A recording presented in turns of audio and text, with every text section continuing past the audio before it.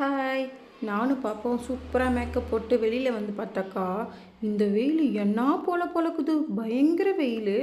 இது என்ன கிளைமேட்னே தெரியல. நைட்டு ஃபுல்லாக பயங்கரமாக மழை பெய்யுது, பகல் ஃபுல்லாக பயங்கரமாக வெயில் காயுது. என்ன கிளைமேட்னே தெரியல. இதை வந்து கணிக்கவே முடியல, என்ன ஆகும் எந்த டைம்லன்ட்டு. அப்புறம் நானும் பாப்பாவும் வந்தோம் ஆட்டோவில்.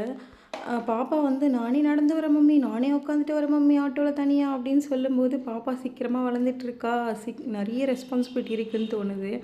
நானும் பாப்பாவை மட்டும் ஹஸ்பண்ட் இல்லாமல் எங்கே வந்திருக்கோன்னா, வீடு பார்க்க தான் வந்திருக்கோம். அப்பா எங்களுக்காக வெயிட் பண்ணிட்டு இருந்தார். நாங்கள் ஆட்டோலேருந்து வந்ததும் அப்பா கூடவே வந்துட்டோம். வீடு யாருக்கு பார்க்குறோன்னா நெக்ஸ்ட் வீடியோவில் கண்டிப்பாக சொல்கிறேன். ஏன்னா எங்களுக்கு வீடு செட் ஆகவே இல்லை. நம்ம சேனலை சப்ஸ்கிரைப் பண்ணிக்கோங்க. அப்போ தான் நாங்கள் வீடு யாருக்கு பார்க்குறோன்னு சொல்லிட்டு உங்களுக்கு தெரியும். வீடு வந்து எனக்கு சுத்தமாக பிடிக்கவே இல்லை.